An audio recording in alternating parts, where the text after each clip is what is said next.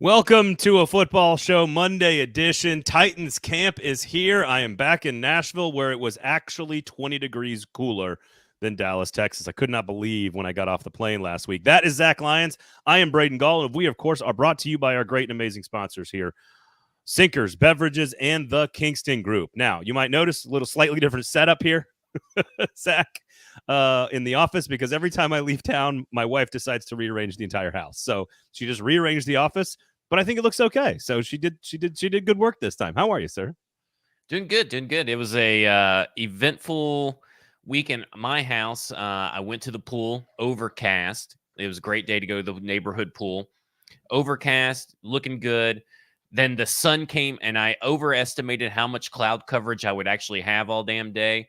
And I have the worst sunburn I've ever had in my life. Ooh. We're going on now day 2 of a full day, but it's really, started at like 4 p.m. on Saturday. It's funny. I've been told that sometimes cloud cover will amplify the sun's rays to some degree. Like the water, I guess, in the clouds can I don't know. Anyway, wear sunscreen, everybody. It's just a smart thing to do. Good to see you, man. Good to be back in town. I had some good Tex-Mex and some good brisket. Had some good conversations with a lot of folks. I will ask you one quick college question, but then we've got Derrick Henry trade gate to talk about, or whatever the hell happened while I was gone or over the weekend. Really great story, by the way. All of the trauma, Zach, originates from like what is a pretty good story. I found it a little cute that the big story happens after he's left the Nashville market. Like had somebody. I know the impetus to the story was he's like one of the best offseason acquisitions. I get that, but Titans fans, hey, why don't you write this while he was here? That kind of thing. So a lot of stuff to get to, and then of course camp opens up this week. We got access to Callahan and Carthon tomorrow, and on Tuesday we'll have access, and we're off and running, folks. It's here, and I'm very excited. It's here. I can't wait to be on a football field. Can't wait for college season to start. It's fantasy drafts are around the corner. Football season is coming, folks, and it's going to be a lot of fun. If you want to jump into the comment section, please do so. And of course, give us a thumbs up on the YouTube page there. Give us a subscribe. And then, of course, if you're watching somewhere else, please share Twitter, Facebook, whatever it is. Just give it a share. We do appreciate you guys. One quick college question here, because the official media, selections came out like late on Thursday, like after we were off the air. And I just wanted to see what you thought about this. Georgia, 165 first place votes. Texas, 27 first place votes. Alabama, 12. Ole Miss got 4. LSU got 2. Those are the real ones. South Carolina got 2 first place votes. That doesn't count. And Vanderbilt got a first place vote. That doesn't count. Those are 3 joke votes, which are fine. That's fine. Whatever. Order of finish: Georgia, Texas, Alabama, Ole Miss, LSU, 6 Missouri, 7 Tennessee, 8 Oklahoma, 9 Texas A&M, 10 Auburn, 11 Kentucky, 12 Florida, and then South Carolina, Arkansas, Mississippi State, Vandy at the end. Anything stand out to you about those official predictions from the media contingent that was in Dallas? Who are the 2 people that vote for Vanderbilt every year? You have to know. I know you know. So call them out and tell them to get a life and actually vote. This is ridiculous. Well, okay. So why do you care, I guess, is my first question. Well, because everybody else cares, but these 2 people can't care. Well, two voted for South Carolina. 1 voted for Vanderbilt. So it's a 3-person, 2-team bipartisan committee of knuckleheads. For Vanderbilt, 1 for South Carolina. You had those numbers. Oh, did I flip that? Okay. 3 people voted for 2 different teams. Now, if one time I was there and a good friend of mine voted for Arkansas to win the championship. He is a producer, not a on-air talent or a radio host or a writer. Should they get votes? Probably not. And he's a diehard Arkansas fan, and he just knew he was doing it just to mess with folks. So I'm kind of okay with the trolling as long as you know that. For me, I'm just eliminating them. I just acknowledge that they don't count. But what about the rest of their ballot? Shouldn't you eliminate I feel like if you put in Vanderbilt, their actual ballot, the entire order should be gone. I agree, but the good news is there's enough people voting that it doesn't really affect the actual like the rankings of the It's all teams about are. the integrity. I know. I guess you're not about integrity. I hate but integrity. I'm all about the integrity. I did watch. I did recently watch the latest South Park movie about and the end of obesity. And Randy, the president of Integrity Farms, getting on Ozempic. It's pretty good, actually. So Georgia overwhelming, Texas 2, pretty clearly, twice more than double the first place votes that Alabama got. Ole Miss getting 4 first place votes is not crazy, and LSU getting 2 first place votes is not crazy. I don't agree, but it's not crazy. Here's where I disagree, and then you can kind of react off that if you want. I think the 4 teams that are undervalued by the media group think. I have Alabama at 2. They're at 3. I think Alabama's 1 spot too low, so I think they're underrated. I have Tennessee at 5. Tennessee's at 7, so I have them 2 spots higher. So I think Tennessee's underrated. I have Texas A&M 1 spot higher. I think Texas A&M's a little underrated, and I think they're closer to that top group than they are the bottom. I have Florida 2 spots higher. So Alabama, Tennessee, Texas A&M, and Florida I have higher than the rest of the media. I have LSU lower, and I have maybe Auburn a spot lower. But those are the 4 that I would say, if you said, hey, Braden, who's underrated by the group? And again, groupthink is wrong all the time. I would say my personal opinion is Alabama, Tennessee, Texas A&M, and Florida. Just I can't remember which of our illustrious guests that we had on last week said that and I believe it was the guy from the AP whose name escapes me. Ralph Sees Russo. face. Yeah. He said that he thinks that everybody is the media groupthink is wrong on LSU and they're not high enough on LSU. Well, he sorely misjudged that because I think that they are way higher on LSU than they should be. I think LSU should be behind Missouri and Tennessee. And, if you want to, and I think that's how the media goes, and the media will be wrong yet again with LSU's placement on this list. And that to me was the biggest thing that stood out because I felt like if that guy said it, and you've talked about it, and a lot of people talked about that, maybe LSU's not as good as what people think, but he thinks they are, but he thought the majority thought otherwise. I expected them to be way down the list, or not way down, but like lower than what they were. Couple spots lower, yeah. Yeah, I mean, really, it should be Georgia, Texas, Alabama, in whatever order you want Texas and Alabama in. Ole Miss is a firm number 4, I feel like. So I thought that was good. And then, it's like either Missouri or Tennessee, but it doesn't matter which order because they should both be over LSU. And I agree with you. Texas A&M should be in over Oklahoma. So I feel like that top group, we talked about all week last week about how it's kind of a mess after a certain point. But really, I feel like it's a clear mess that it's clear right now what the order should be, but it could be a muddled mess at the end of the year. And I think that's where they got it wrong. Of course, I have to harp on LSU, but I think they were actually too low on Texas A&M and too high on Oklahoma. Yeah, I agree with that. I'd switch. The difference between Oklahoma and Texas A&M in the points ranking is a stark difference than what I thought it should be. I agree with that. And honestly, I was asked this today. I posted my list on Twitter, and I immediately got somebody saying like, "Hey, what because I think Missouri and Tennessee could have the same record, and because I've got them 5 and 6. To your point, both ahead of LSU, but I think there's like they could end up tied, and then the committee could be different than what the SEC tiebreaker is. The SEC tiebreaker might give the edge to Missouri in a tiebreaker, depending on how far down the tiebreaker list you have to go. But the committee may see the non-conference schedule for Tennessee and give them the strength of schedule matchup. So even in 2 teams that are tied with the same record, the conference rankings might be different than the playoff rankings. So again, just to wrap up like this whole thing, mess is great. It's a great word for it. It is going to be a gorgeous, glorious, beautiful mess that I can't take my eyes off of all season long. But it is going to be a giant mess, and it's going to be a lot of fun.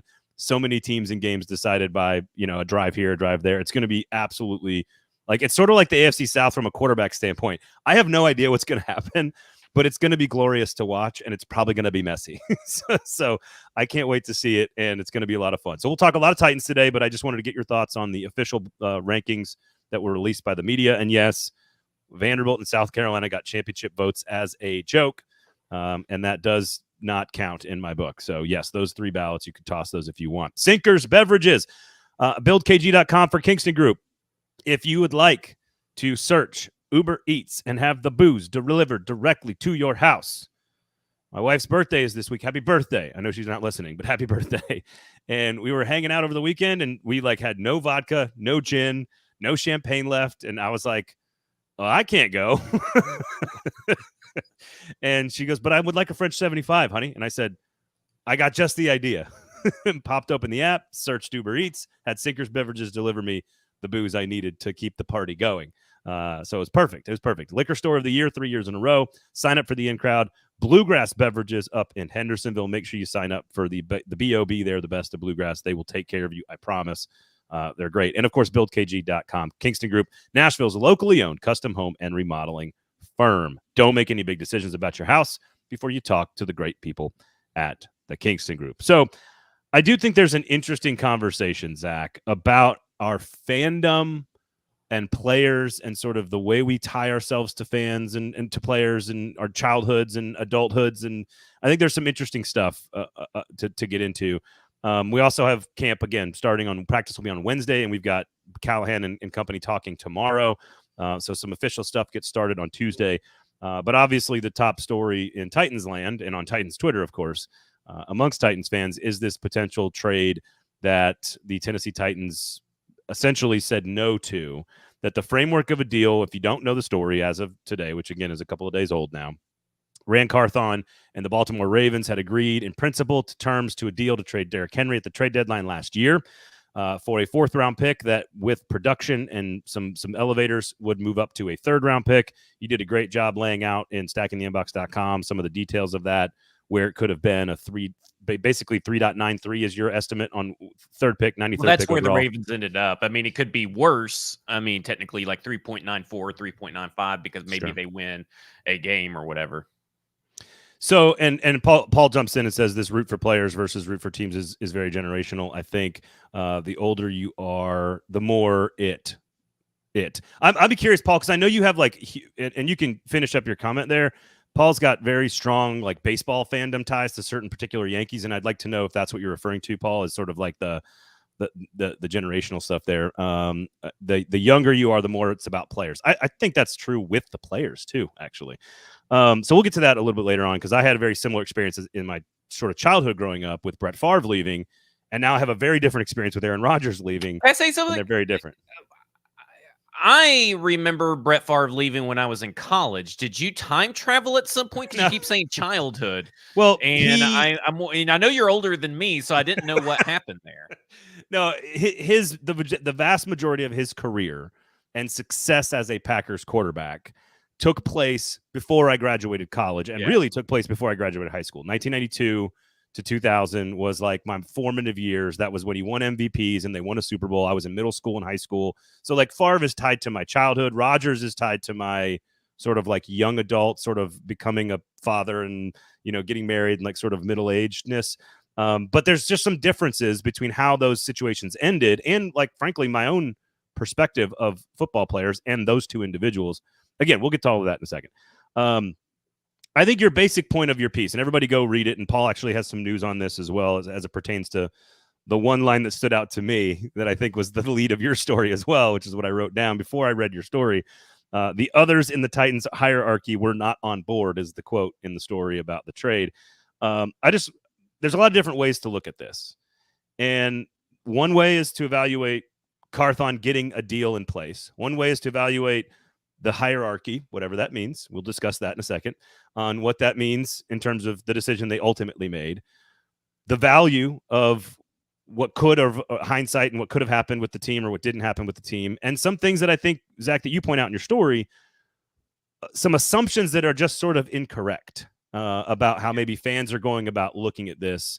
And so let's just sort of let's start with your reaction when you saw it and you thought, and you read the piece and the story started making the rounds and you thought, all right, Titans could have gotten a 4th-round pick, maybe a 3rd-round pick if they had traded Derrick Henry. What was your initial reaction? So my initial gut reaction was, first off, not surprised that, and let's be honest here. I mean, PK reported it back in October of last year. Amy Adams-Strunk did not veto anything. And let's also put this into on the airwaves as I've written it. Nowhere in this piece does Dan Pompei say the word veto. What tends to me, this whole hierarchy thing is a very Occam's razor kind of deal. Is that the simplest explanation is the correct explanation? And the simplest explanation is Tennessee Titans go heading into the trade deadline. We're coming off the Atlanta Falcons victory with Will Levis, the exciting victory. They were 3-4. And for better or for worse, Mike Vrabel, who just a week before the Atlanta game had the big speech in Boston that soured Amy Adams drunk, and they weren't communicating at the time because of that. That's a whole other issue that we have broken down over and over, so we don't really need to get into it. But it needs to be brought up to provide context that Amy Adams drunk and Mike Vrabel were not on talking terms at this point of the trade deadline, depending on when it was, but assuming that it's after the speech, then they're not on talking terms right now. And I think it's so important to have all that as context at this point in time, because my initial reaction is not surprised. I understand it, don't agree with it. Why Mike Vrabel thought, hey, my job's pretty safe. I love Derrick Henry. This offense runs through Derrick Henry. It's established to run. We're 3-4. We're not out of the race. There's no reason to trade Derrick Henry. Great game with the new quarterback. Other people in the room agree with Derrick Henry. And Rand Carthon did what he did on some of these decisions that kind of came out and trickled out from time, acquiesced to the head coach and said, okay, we're not going to trade Derrick Henry. It was the wrong move. And in hindsight, I think now, I think a good chunk of people realize 100% you take that trade. My initial reaction when I first read it was like, okay, I kind of understand why they kind of talked him out of it, because it was just a conditional 4th-round pick that turns into a 3rd-round pick. Like, that's not a lot. And that would be and so that was my initial reaction when I sent the story out to a few people. That's kind of what I attached to my initial tweet in the group message. I went and took a shower, kind of thought about some more, and I'm like, I was a big proponent of the Derrick Henry trade all offseason, all up into the trade deadline. I want Derrick Henry traded. I think it would be good for the team. You were consistent. You were consistent. I was consistent. So I would have been, and I could tell you, thinking about how I would have felt in the moment, I would have been very underwhelmed with the return. And then maybe like a day or two later, I just become whelmed. It's kind of like when Tim Kelly got hired. Remember, I was very underwhelmed that Tim Kelly got hired, and then I was very whelmed. And then that eventually would have been after the draft, probably a lot more excited that they traded Derrick Henry, because they maybe have gotten a higher, better draft pick. They maybe would have gotten other players, and that could make this team look a lot better for the future. Maybe not in 2024, but for the future. I think the people who immediately read that and said, well, of course they should have traded, need to, make sure that they realize they're saying that in hindsight. That's hindsight. Yes. So that's sort of exactly how I view it too. Like I look at that, and just objectively, if you told me that there was a chance that if Derrick Henry played well for one of the best teams in the NFL, the best record in the AFC, that if he played well, that you had a chance at a 3rd-round pick for Derrick Henry on an expiring contract, yes, we'll get to all the context and the hindsight you've just laid out very well. It would be foolish not to take the deal. Like I expected him to be worth. The reason I expected them to be saying no to trades was that they were getting 5th and 6th round offers, because running backs just aren't worth that. He was the 8th or 9th running back signed. Like, he wasn't in high demand, and so I think if you had a chance at a 3rd-round, he's obviously worth it to the Ravens, though. Like, that's the thing that I kind of brought up, is that, like, I feel like they could have gotten more, because he's worth more to the Ravens than he is to the Tennessee Titans at this point, as far as and not what he means to the franchise, but what he means to the success of your team. So, which is why, to me, and again, it's 100% correct. You have to stop as soon as I say that. I say I absolutely malpractice not to take a 3rd-round pick for an aging running back that you have no real intent of re-signing. That potentially 3rd-round pick. So it feels really dumb. I don't know if that last part's technically the case. And maybe you're right. Because Mike Vrabel wasn't aware that he was on the hot seat, and maybe nobody was at that point besides Amy Adams Strunk. But ultimately, I think that's what you lay out well in the piece, and ultimately is the most important part of this, is that nobody knew where this, especially if it's right after the Will Levis performance, which is arguably outside of the final quarter against Miami, is the best moment of his rookie season, where he shows the world moment of the Titans season. it was an extraordinary day. Like, it was so to feel buoyed and excited about where the team could be going, coming off of a great win with a new an infusion of do Titans fans remember Which how was they the hardest felt? part of their schedule, by the way. I mean, after the bye week, this was the easy part of the schedule compared to what they went through in the first 6 weeks. So Yes. again, they don't feel you have to understand the staff did not feel the same as what maybe fans and analysts and media did even at the time. So PK says not true is the quote from him from Amy about a veto. It's good reporting by Paul. I think that's also a must lie situation. Like, back in the day, like at that time, it doesn't matter if she did or didn't. She has to say, I didn't do that, no matter what. Now, I trust Paul's reporting on that. I think the Occam's razor thing is the right way to look at it. And even if you go to the second one, the first possibility is the coaching staff decided we really want this guy to try to win a division and get into the playoff. We feel comfortable about where we are, all the things you laid out. Even the second most likeliest possibility, which is that you have a lot of people making it. Ultimately, one or two people have to make the decision, but you have a lot of folks that you trust to put in to give input. Whether that's Mike Vrabel himself, the coaching staff, the owner is probably asked, hey, we got a deal for this. What do you think? It doesn't mean she has control or veto or not, but she probably can issue an opinion. You've got scouting departments that are talking about this. You've got Brinker and Robinson, and you've got Carthon. You've got a lot of people.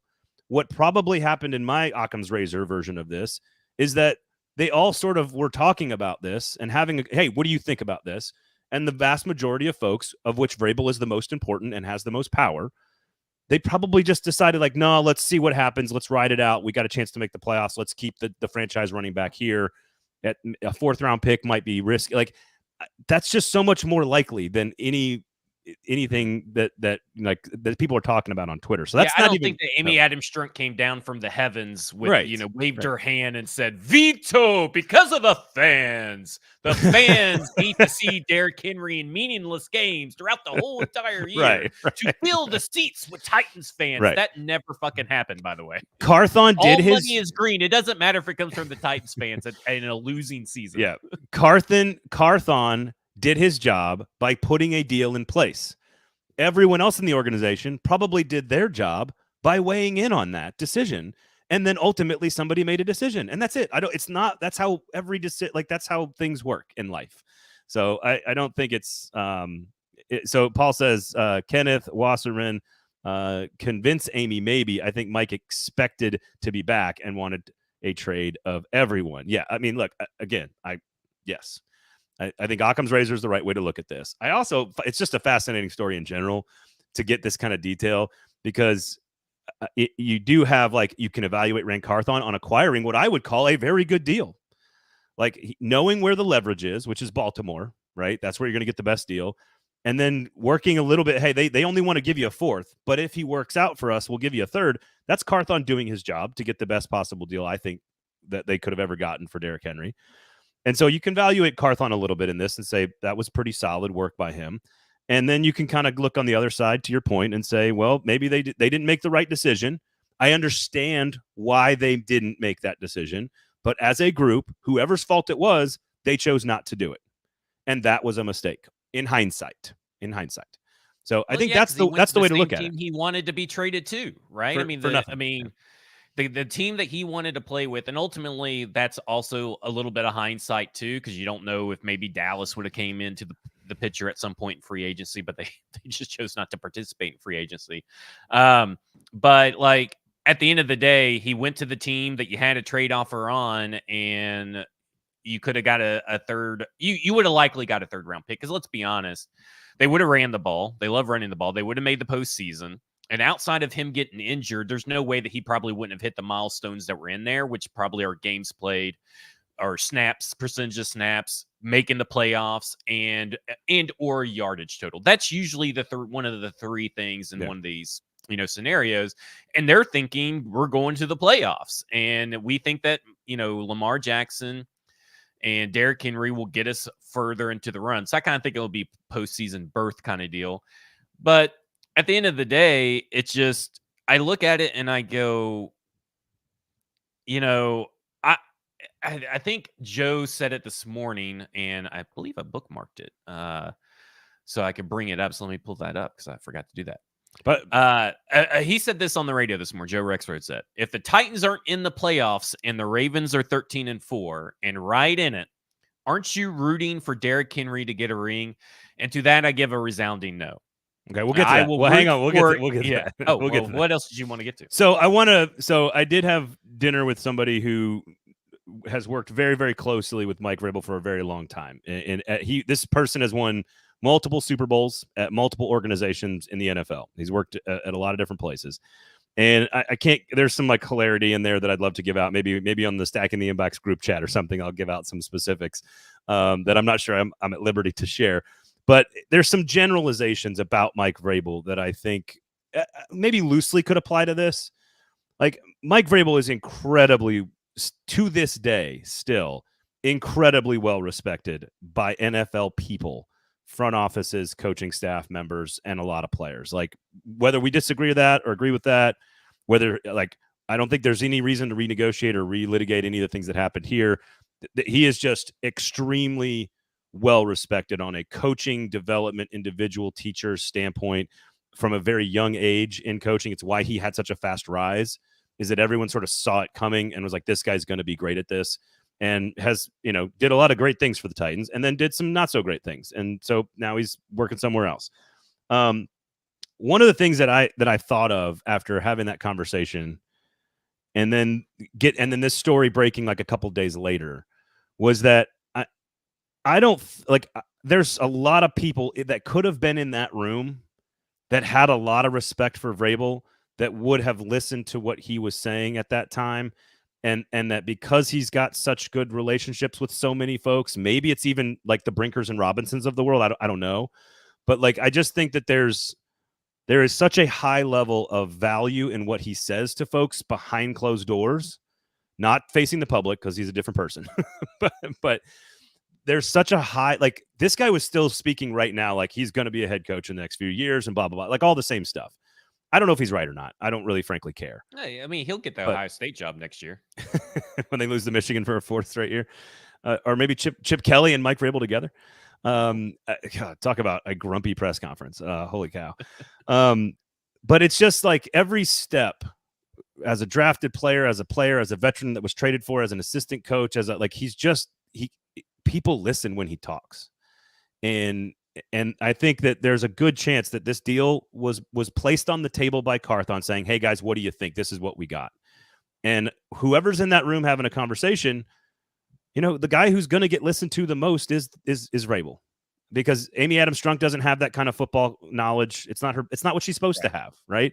No. The front office staff is all fairly new at that point of their careers in terms of where they're all in the roles. The coaching staff has been around Vrabel a lot, and so they're tied to him. My perception or perspective, because I did say like, hey, do you think that some of Vrabel's problems are that this modern player is different, that this modern player is a softer, you need a different approach? And I was told emphatically no, that's not it at all. Like there's Vrabel's just fine with everybody. Doesn't mean he's going to be a good coach again, but his opinion is valued, whether we think that's stupid or not. It is.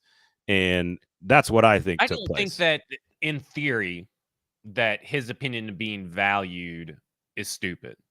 I do think that his opinion being law is stupid. And this was, and I lay it out and we don't have to rehash it, but Derrick Henry's presence, no matter what anybody's going to tell you, the facts do not lie. The numbers are in black and white. Derrick Henry's presence hurt Will Levis more than it helped. Yep. It hurt this team. And it's been a thing for the majority of the years under Vrabel's that they feel that Derrick Henry's offense, or the offense runs through Derrick Henry, they have to establish the run in 2023. They have to establish the run in 2022. They have to establish the run in 2021. They have to establish the run all throughout the Vrabel era. And that is factually inaccurate and untrue. And the worst thing you can do, even during the 2,000-yard campaign, it was still, while you didn't necessarily see it. It was still inefficient to what they were doing through the air because first down, early down passes work so much. And they put Will Levis in disadvantageous situations. I know what you mean. Yeah. Yeah, you got but it. is No, you got it right. disadvantageous a word? I think you got it right. Hey, I think it's a word, right? Yeah, Should be. I think you did because you get put in because the coach is supposed to put you in advantageous position. Yeah, Right. just sounds weird. I guess I've never heard it said out loud before. But I at the end of the day, they created more passing situations. Yeah. Obvious passing situations than they should have at greater distances to the first down marker than they should have because they continue to run with Derrick Henry. Yeah. And that is not a Derrick Henry issue. I have no hate towards Derrick Henry as during his time as a Tennessee Titan. I have nothing. It's all about the philosophy. And I do think Marcus is right. And I even said this in there is that I do think with Byard being on the trade block and seeing his way out, and with the AJ Brown trade going down like it did, I do think that maybe sentimentality possibly factored in too much into Vrabel's decision, but ultimately I would say that's probably like 20% compared to 80%. I think it's winning. I think he wants to win. Yeah, I think it's winning. I'm with you. I think that's why I think it's not. Vrabel is the reason that Derrick Henry was not traded, regardless of if it was Vrabel just speaking his mind and everybody just listening, whether it was a demand, it doesn't matter. The Vrabel influence is the reason that Henry was not traded. And honestly, like these other guys want their jobs too. Like they want to win. Like it's not just Vrabel. Right. They all thought, what's best for all of us to win games? Derrick Henry helps us do that. Now, factually, again, and you point this out, you did it on Twitter as well, stackingtheinbox.com, go sign up. That factually, Derrick Henry hurt Will Levis's chances to develop last year. That factually, a third-round pick or a fourth-round pick today in the draft would have been better than nothing. Like, these are just facts. It's all hindsight, and I get it. It's hard to rehash who said what, when, and where, but I guarantee you they sat in a meeting, and they all thought together with Vrabel as the loudest voice saying, look, we all want to win here. We all want to keep our – like, no, we think we can make the playoffs. Look at this energy that Will Levis just injected into our city. Like, let's go. And I don't think there's anything wrong with that mentality. It turned out to be wrong, and that's okay. Like that, I don't have a major problem. Honestly, I think one of the biggest stories for me is that Rand Carthon put together a very good package for his team. And that's, I think, one of the more important things that came out of this is that there's no, like, you might have been a little shocked at a fourth turning into a third. I think anything over a fourth round pick would have been a steal for a running back at that age, at that point of the season. So again, hindsight, of course, 2020. All right, Sinkers Beverages, of course. Make sure you go sign up for the In Crown. They got great bourbon allocations. I got a Blanton's Gold the other day because they posted. I've literally never had one before. It's one of my favorites. Shout out to my late grandfather who got me onto that stuff. It's a very special bourbon for me and my grandfather and my uncle. And they had a Blanton's Gold bottle because they did the allocation thing. You follow them on the socials. They'll post when they're putting the good stuff out. They'll give you an email when you get your quarterly pick because you're an inbox or an inbox. Now I'm getting my stack in the inbox and in crowd confused. If you're a member of the in crowd, you'll get emails saying, hey, we got a really special bourbon for you. Come get this. And I got a Blanton's Gold out of the deal, which is I can't wait to, have some occasion to open it for. So make sure you go check out Sinkers Beverages. Kingston Group, buildkg.com is the website. Obviously, Nashville's locally owned custom home and remodeling firm, award-winning, I might add. Which brings us to the question that you sort of just asked a second ago, which is, I guess that Rex Road asked, that you asked and replicated, is that are fans going to be rooting for Derrick Henry to get a ring?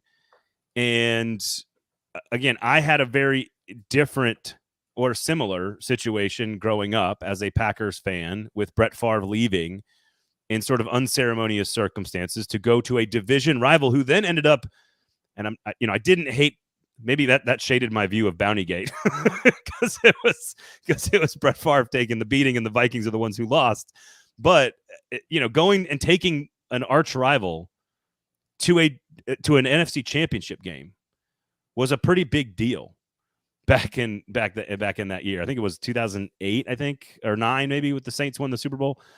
And I have a very different reaction to that than I do to Aaron Rodgers leaving last year. Now, had he won a Super Bowl or played really great last year and not gotten hurt on the fourth that probably helped a little bit. For the getting injured for the year on the fourth play of the season is just some karmic bullshit. After carrying an American flag is just fantastic. I've never heard of any more irony than that. So that's certainly part of it. But I'm curious.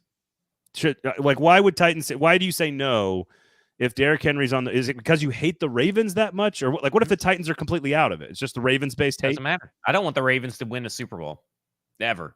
I don't want the Texans to win a Super Bowl ever. I don't want the Jags to win a Super Bowl ever. I don't want the Colts to win another one. Don't want any of those. Those are my 4 most hated teams. And so I'll never root for. It's very hard for me to walk into the Super Bowl rooting for the AFC conference representative. I usually am rooting for the NFC most times because there's usually. Yeah, the same way. I root for the AFC. Yeah.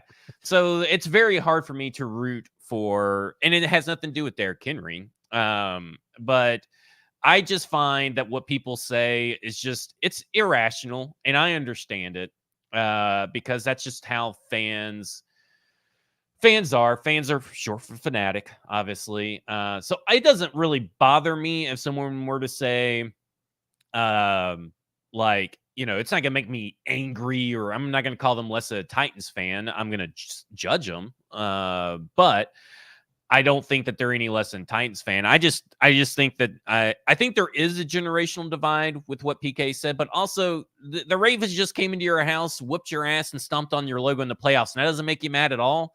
Like that doesn't piss you off, younger fans? Is it so? That pissed me off. Couple. So this is fascinating. I actually find this conversation fascinating because I can actually do both of them, which is I do not ever want to see the Minnesota Vikings win a Super Bowl. The Lions are less offensive to me. I just don't care. They've been irrelevant. Like the Bears are irrelevant. The plucky underdog. Like the Ravens aren't ever the plucky underdog, right? Exactly. So it's easy for me to relate with what you're saying, which is I hated the Vikings and the Cowboys growing up. Those are the 2 teams I hate the most. Absolutely hate. Never want to see them win anything. This playoff win by Jordan Love over the Dallas Cowboys as a heavy underdog on the road, one of my favorite moments as a Packers fan, like ever. Didn't even care if they won the next game, which they didn't. But like Cowboys and Vikings. So I relate to you on that level. And seeing Favre go to the Vikings was hard. It was very hard to watch, and I rooted against him. But Favre was such a big part of my childhood as like a sort of, I didn't know anything about him. Yeah, sure, we had the Chamura hot tub thing, but like really we didn't know that this guy was a giant piece of shit at really most of it. And so, but I feel differently about Henry because I'm not a diehard Titans fan, but I root for my city to do very well. And so I want all of you guys to be happy. I want the Titans to go to the Super Bowl and win a Super Bowl because that would be great for the city and for business and for all my friends and family. But I also have a huge amount of personal respect for Derrick Henry that so the way I look at it, it's like, if it happens, I'm not rooting for it, but if it happens, it would be cool to see Derrick. It's like if you're going to have to see the Ravens win a Super Bowl and if you have to swallow that pill. And I do agree with that. At least Derrick Henry got a ring. Listen to this. I'm not going to be happy for Derrick Henry getting into the Super Bowl and winning a Super Bowl until the confetti comes down, because at that point, it's out of your control of rooting interest. You're just seeing a person be happy.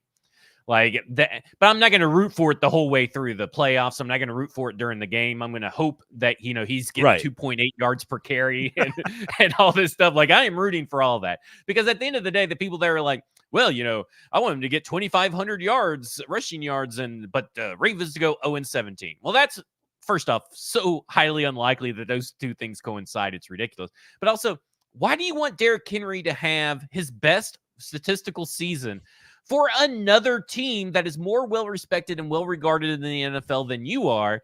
And that's what everyone will remember about Derrick Henry. Like, to me, it's insane. I don't think so. So let me say this. You don't think it's insane that people want to see him rush for 2,500 yards, which is earth-shattering, world-breaking. That's insane. That's stupidity. Okay. But you should not want him to have his best season. 1,000-yard season? Yeah, okay, whatever. I don't give a got shit. you. Okay, I got you. You It's know, tied to 1,000-yard season. it's tied to just being the It's best. tied to the historicalness of the season. Like, Okay. they're like, hey, I want him to, have his best season yet for you. I'm rooting for Derrick Henry, blah, blah, blah, blah, blah. And there's many of those people. It's not just a few people, many of those people. And I'm like, well, that just doesn't make sense, because then you're rooting for the best season at a rival that's not your team. All right. Couple things here. So Stoney says, like, I kind of want to see that too, though, just because it would be such an anomaly. Like, in the years of like 750 pass attempts in the NFL, we've got a running back break the single season rushing record. Would be ironic. Let's see. QC says, "Am I a bad Titans fan for not caring how he does?" No, I think it's up to you. No. Easton says, ask Zach who he's hoping to win a Ravens AFC South AFC Championship game. So I'm assuming Texans Ravens or Colts Ravens, Jags Ravens. Both to lose is not an answer. There's an objectively correct answer. I assume that is anti-AFC South and pro Derrick Henry, I assume is what he's getting at. To me, because the Texans there's not as much bad blood as there is with the Ravens. There's so much bad blood with the Ravens and Titans. The Texans have the Cortland Finnegan, Andre Johnson fight, right? That is the pinnacle of that, truly a rival, an in-division rival. The Jaguars, I would probably root for the Ravens, and it would kill me, because I just hate the Jaguars more than the Ravens. Okay. The Colts would be the same way. Texans, I'm kind of like, because I'm going to root for the NFC team. So it's just like, I don't think at the end of the day, if a Ravens and Texans AFC South, AFC Championship game were to happen, I'm very apathetic, because I'm just going to root for the NFC team. You're like, God damn it, I have to watch this shit. Marcus says, I was pulling for McNair and Mason in 07 postseason for sure, but now with Henry, no. I'd like to hear more from Marcus on that, because that's sort of seems like there's similar situations in that situation. Here's the other thing that like I have, and this is where I think Paul's point is correct. And I don't know if it's being in the media that's jaded me, getting to sort of be around the players and getting to know coaches a little bit more and kind of hearing the backstory on who's like, I root more for people now than I do for players. Like, there's certain guys I love watching do what they do. Like, whether it's, Olympics this coming up, or soccer, Euros, or NFL players. Like, I love watching greatness. Like, I can't stand Ronaldo, but like, that's just my personal, because I don't like the person. And so Favre and Rodgers were very easy to move on from quickly once you learn about the people. And Derrick Henry's the opposite.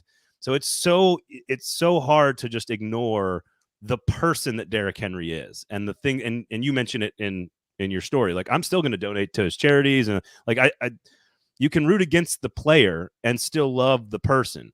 Here's the weird thing, though. And I think this is the interesting angle in all of this, because it's similar to me with Rodgers. If Rodgers wins a Super Bowl, it's going to do two things to me.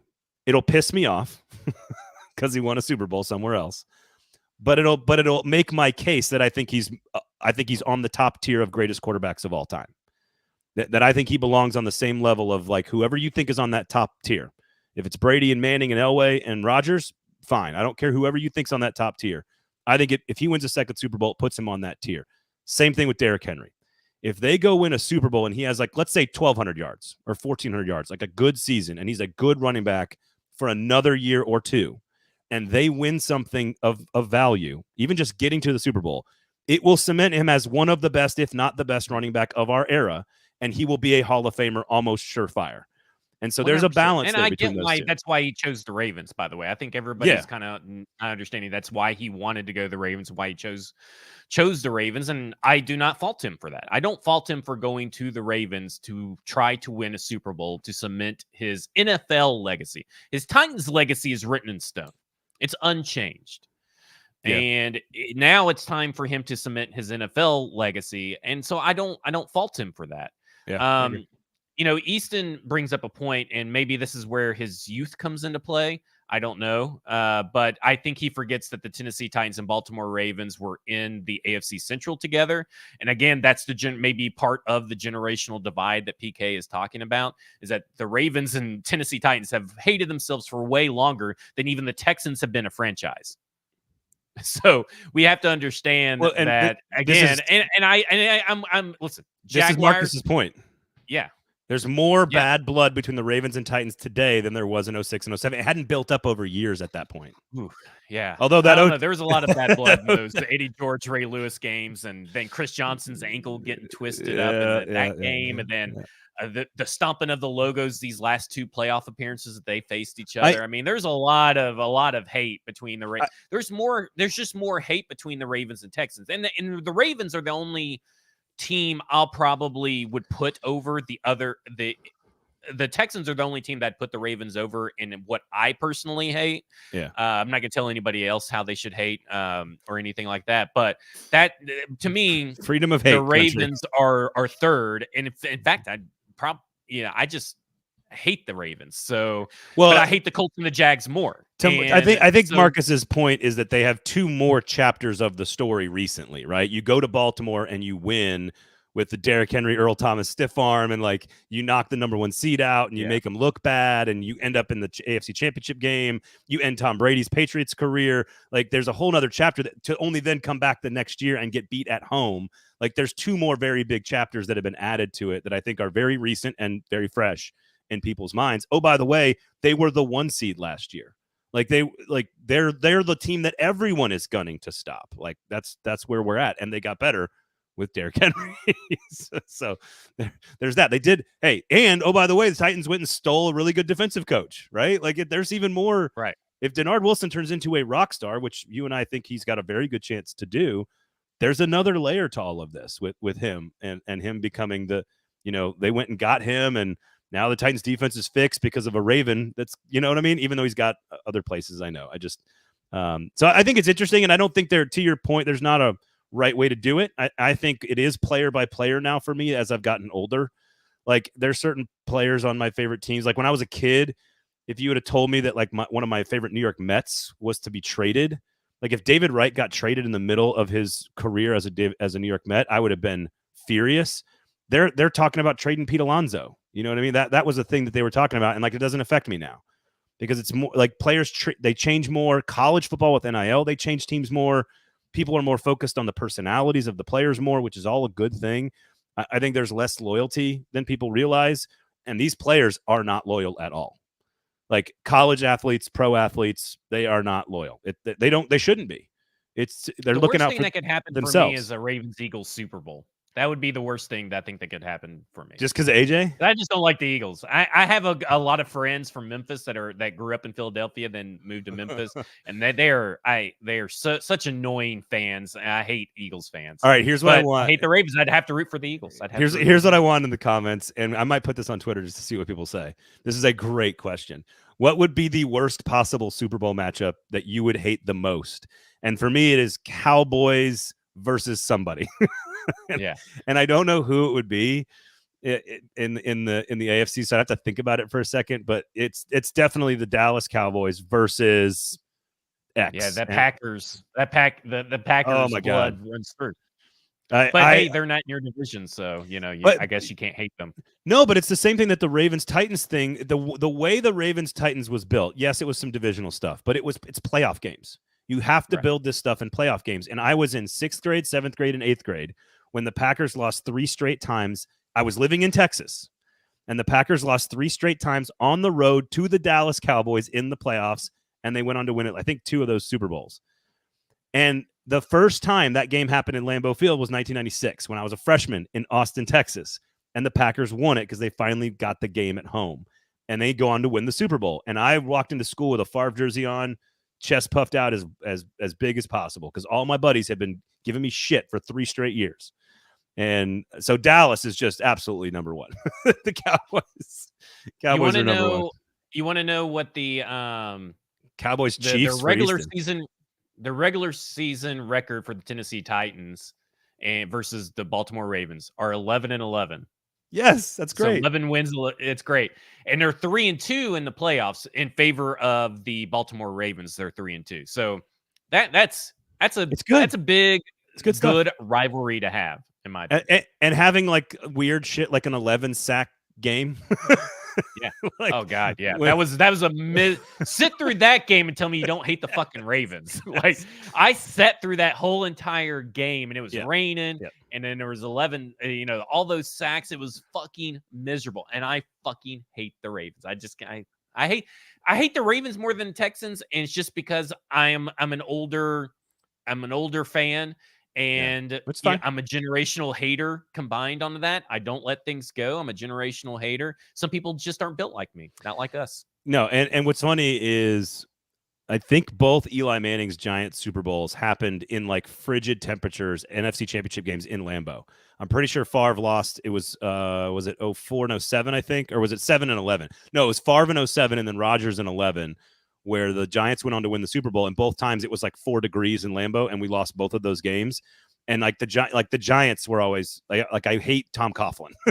Like I hated Tom Coughlin.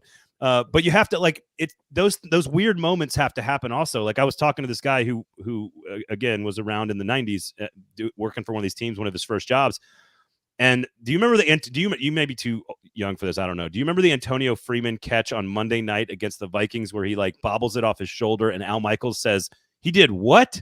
And then he gets up off the ground and runs and scores. Like it's a weird game. It's a regular season game, but it's one of the more memorable plays in the rivalry between the Packers and the Vikings. And it's those kinds of things that you can recall 25 years later that you're like, or I guess it would be 20 years later. It would have been like 2001-ish maybe. And those are the things that build up a rivalry. It's crazy moments, it's divisions, it's playoff games.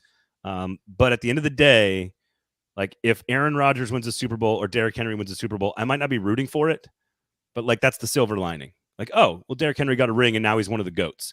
Oh, Aaron Rodgers got a second ring. Now he's considered one of the greats of all time. Like there is a silver lining there, I think, for fans, but that's all it is. There's also something too, like when you break up with an ex, right? And you put in all that work into the relationship of maybe even trying to make them better or change, and then you made them better for someone else. It's kind of what it would feel like for Derrick Henry. Is like he goes and gets the Super Bowl after Tennessee Titans are the team that stuck with him and Eddie George mentored him. And then he goes and wins the Super Bowl for the fucking Baltimore Ravens. That's infuriating. What's funny is like I'm having a different opinion of the breakup ex story analogy for men and for women. Because like women put all kinds of work into like make us like mature and evolve, and then it doesn't work out, and then I'm like a more mature and evolved person for the next one, you know? Exactly. Yeah, that's what I'm saying. But the other way, not the same. Yeah, not the same. The other way is not the same. Anyway, we are the girlfriend or the nurturing significant other that did all the work, and then some other significant other later on down the road reaps all the benefits. Yeah. That normally is the female version. We're not the ones like helping mature and evolve the female species very often. It's just I'll broad brush all men. It's fine. We've got a chromosomal problem sometimes that creates decision making problems in our frontal cortex. All right, so if you don't want to root for the Ravens, you don't want to root for Derrick Henry, that's fine. I think they should have made the trade. That's hindsight. I understand. I don't think it makes you any less of a Titans fan, by the way, either way. Now, there are those Titans fans. Listen, the Titans fans that become Ravens fans, good luck. See you later. The majority of fans that are going to the games, that are attending the games, are not attending it just because of one player. And I think a lot of people think that they are, because they're like, if you can't trade Derrick Henry, then who's going to come into the stands and watch the game? They're the same people who either have the tickets or they're going to sell their tickets and someone else will come in. Like I think there's I think there's one exception to that, and it has a very strange dynamic, and that is Peyton playing for the Colts. I think Peyton drew numbers here, and he lured fans to be Colts fans, but that's because he predated the Tennessee Titans coming to town, or it was exactly the same year, right? 97 in Memphis and 98 in Indianapolis. I think because it happened all kind of at the same time, there's not this long-standing thing here with Indianapolis. There was no reason to hate the Indianapolis Colts. So that's the one, though, that I've always thought was so strange. Like, you could be a Titans season ticket holder, and in like 2008, you're like wearing a Peyton Manning jersey to the Colts-Titans game. That's one of the only ones that like is got such a weird dynamic that it changes sort of how fans go to games. But otherwise, team loyalty, man, is all that matters. You root for your team, and then personally, you can root for good people as a secondary if you want to. So we shall see. All right. What do you got coming up on F Words and Stacking Emacs? We got practice this week, dude. Yeah, I wait. mean, I was gonna say just real quick. I mean, do you want to go through a list of the players that are on the right side and wrong side of the roster bubble before training camp starts? Can't say it on Thursday. Why not? I can't say it on Thursday. Can't say it on Hindsight. We're Thursday. talking about hindsight.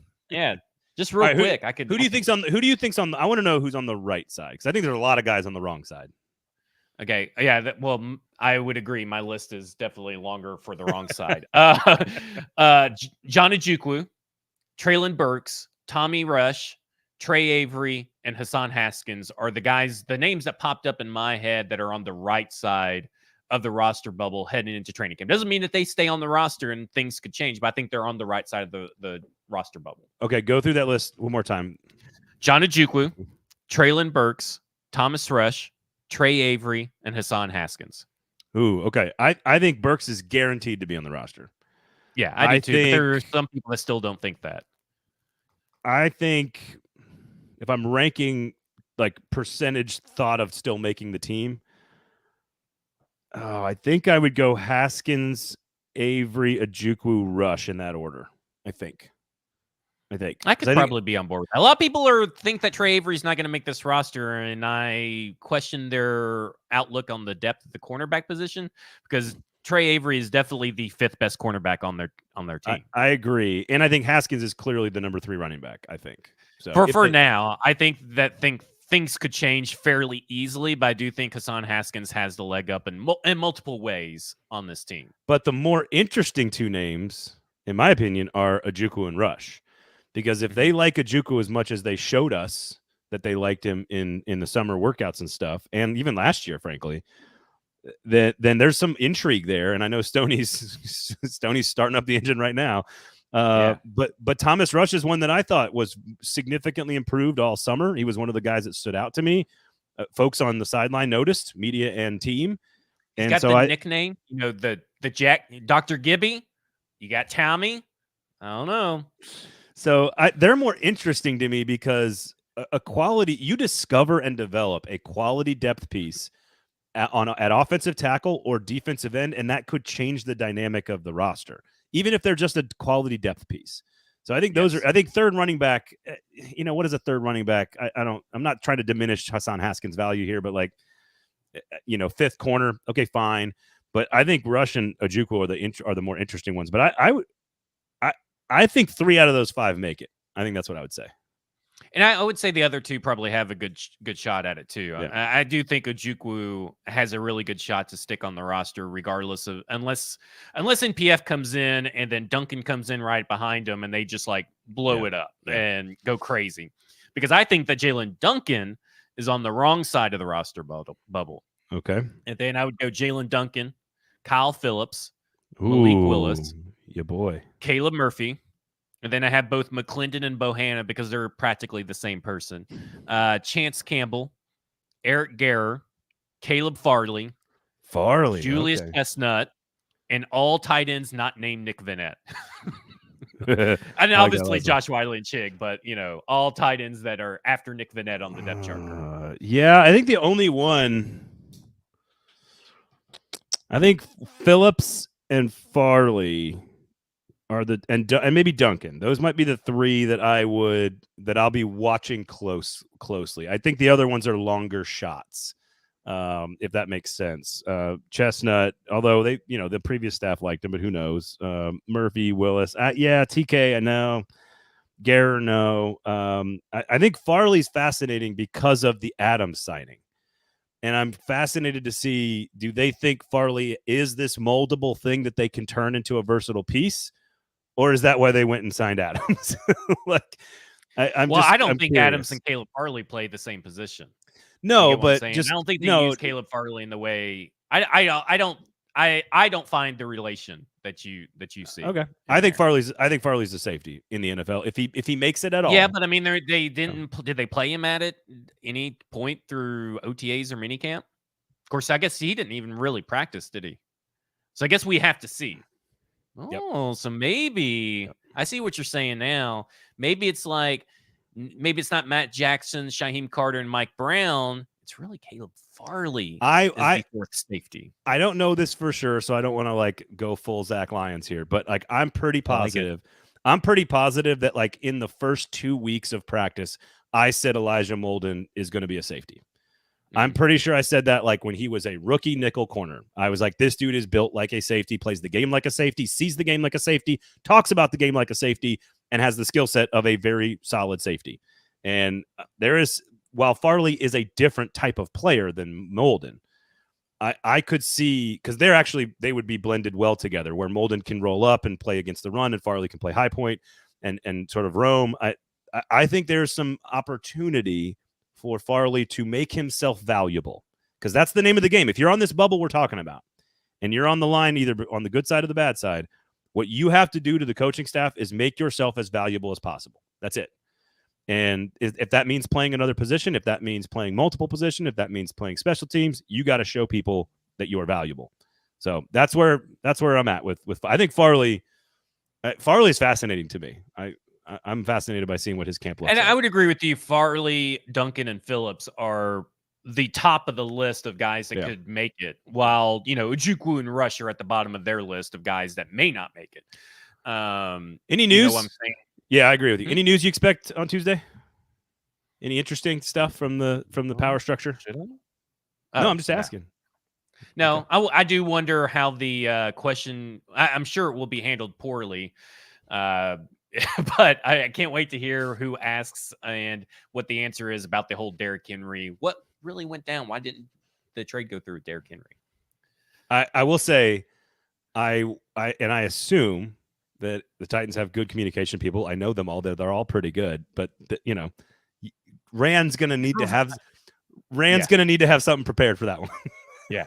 That one is going to be asked. He's going to have to thread the needle. Yeah. He's going to have to go. They need to be in there. They need to be like running through stuff today. Like, don't wait till tomorrow. You need to be going through this stuff today. On Friday. They should have been. Yeah. The answer to the question should have been written on Friday. Yeah. He's like with his family looking in the mirror, running through the reps. Like, he should be saying he better have that line down, which doesn't throw Vrabel under the bus, doesn't throw Henry under the bus, doesn't throw his own boss under the bus, still compliments the work he did, doesn't destroy the relationship with the Ravens. Good luck with that answer, big guy. Yeah. There's a way to do it. Okay. And you can't just no answer it. No, don't no answer it. That's just as bad as everything else. We don't, as I told you, here's what he's going to say. Write it down. As I told you guys before, we don't talk about negotiations out in public. So I'm not going to have a comment on how the negotiations went for this. Okay. I like yours. You want me? Can I give mine? Let me see if I can do mine. Yeah. I'll try to give more without saying anything more, which is the key. Look, I just left the greatest 4 days of training coaches get to say nothing because I was in media days. Like you say, you're like, look, we explore every option to try to make our team better every opportunity we can. And sometimes things materialize and you have to make a tough decision. And sometimes you have to go the other way. And we decided as an organization that having a Derrick Henry on the roster gave us a better chance to win. And we wish him the best of luck in Baltimore. Like you can say all that stuff without saying anything, So, yeah, without saying anything. We'll see. We'll see. Maybe if anybody wants to hire me, do PR, right answers. I'm available. Zach's available. I'm always available. At FWordsPod, at 440 Sports. Of course, you can get to us there. Sinkers Beverages, the Kingston Group, StackInTheInbox.com. And if you are a Preds fan, Lower Broad Hockey over on Substack. We've got some big news coming for you guys in about 6 weeks. It's going to be a great summer for Preds fans, great fall for Preds fans. So come on over, subscribe, support that community. We're going to invest in that community a lot. We're investing back in this show a lot with the support of businesses like Sinkers Beverages. You got the Paul Kaharski podcast. You got the Hot Read podcast. You got Music City Audible. Football and other F words, StackInTheInbox.com. I think I covered it all. So seriously, and if I don't say this enough, thank you to all of you who listen and to all of you who make this possible and to all of you who watch. Without you guys, it serves no purpose. It is awesome to have you all, and we appreciate it. We have a huge college and pro football season coming up. It's going to be a ton of fun. And obviously, without folks like the Kingston Group, who's been with this company since like January of 2021, that helped get this company growing from the very beginning, who believed in us from the very beginning. Thank you to the Kingston Group, and thank you to Sinkers Beverages. So thank you to everybody. Thank you, Zach, for all the work you do. And I am absolutely ready for ball, man. Like, I'm so depressed. The college season is so far away, but I'm so glad that Titans practice starts so quickly after Training media camp, baby. after media do it. days. So I'm ready to go. All right, that about does it for us. We'll talk to you guys on Thursday. We'll have press conferences and a couple of days of practice to get to. Otherwise, thank you guys for hanging out. Share the product, share the show, tell somebody about it. For Zach Lyons, I'm Braden Gall. Have a great weekend, everybody. We'll talk to you on Thursday.